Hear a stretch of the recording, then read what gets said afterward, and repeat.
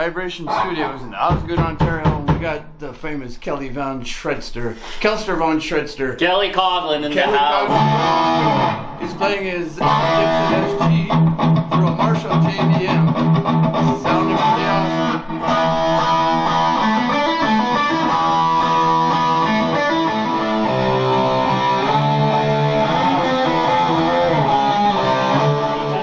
Tell us about your setup there, Kelly. Yeah, sure, with pleasure. So this is a 4-channel amplifier. Looks really complicated, but it's super easy. You've got 4 channels of EQ on every single channel. You can program it so that every channel you can say, I want the effects loop only on channel 1 and 4 if you want. You can select, it's got reverb, you can say reverb only on channels 3 and 2. If you want, you just press the buttons that you want and you hit the foot switch over here and you just hold it to program it. It's a programmable foot switch. Tell us a bit about the controls you got on here.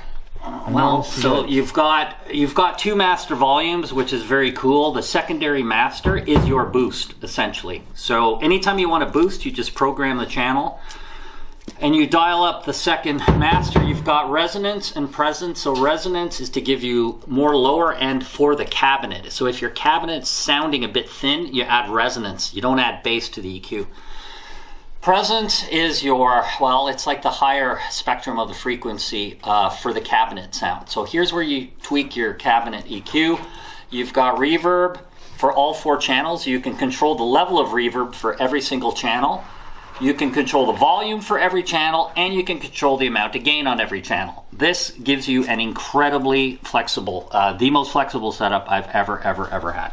It's got an effects loop. I've got a noise gate in the effects loop to keep the noise down. You will notice that there's no noise when I'm playing high gain. This is a new Telecaster. So what pedals do we have today? Pedals, we've just got a tuner right there. And what does that do? Well, yeah, puts your guitar in tune. It's a one-trick pony, and that's pretty much it. Then we've got I remember the Super Boost. The Metropolu Super Boost. That's a hand-wired boost pedal made by a famous plexi maker in the US. We've got a standard MXR chorus. That's what Slash uses. We've got a phaser, and then this controls all my patches. My clean with boost, crunch with boost, overdrive, and overdrive with boost. Sounds... And it's wireless. Pretty cool, man. Yeah, for sure. What are you using for wireless? I'm using a Boss WL50 wireless unit. Okay, works perfect for small jams. Sorry, it's a little bit dark down here, so it's wireless W. Okay. So here we are back again at Vibration Studios in Osgood, Ontario, part of the rural part of Ottawa. And this is my setup at Mark Bass CMD 210, which means I got 2 10-inch speakers. Mark Bass is all transistor amp. There's no tubes, but it's got an awesome sound. Anyways, most people swear by tube amps. I'm very happy with the sound this puts out. So is that a tube amp? No, it's not. Funny guy. Sounds amazing. No, I actually didn't hear you. That's why I asked. That's what he just said. Okay, so in terms of, if the monkey gallery could shut up for a second. So we have gain, low, mid-high, high. And these controls here are actually, they're kind of modeling. So you can play around with those and they'll model your amp to sound a bit more vintage. And then we have a master. So if you want more of a broken up sound, you turn up the gain, turn down the master. If you want more clean, you turn up master, turn down gain. You can kind of play around with it, on off switch of course. And one thing I really like is we have an input for another input, a balanced input into the amp, and in the back it's hard to see. I won't even bother trying to show it to you because it's too hard to see, but there's an out, an XLR out, so you can go straight into a mixing board, which makes it very handy for recording or for controlling your sound, and you just use your speakers as monitors.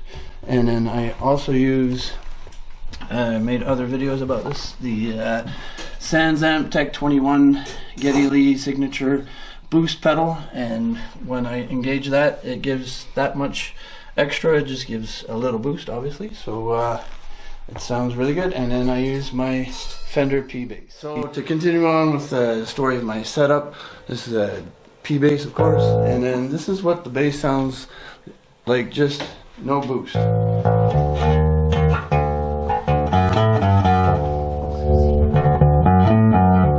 And I really don't have the volume up very high. I have it down,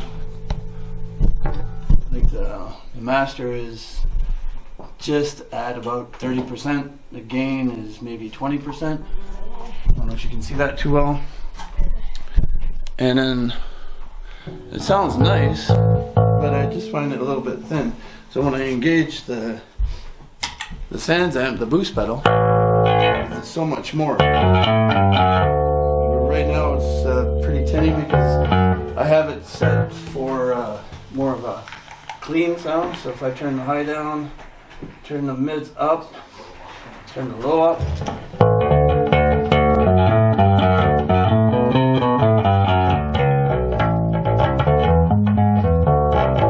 And that's the reason why I like to have the boost pedal, just to give it that little extra.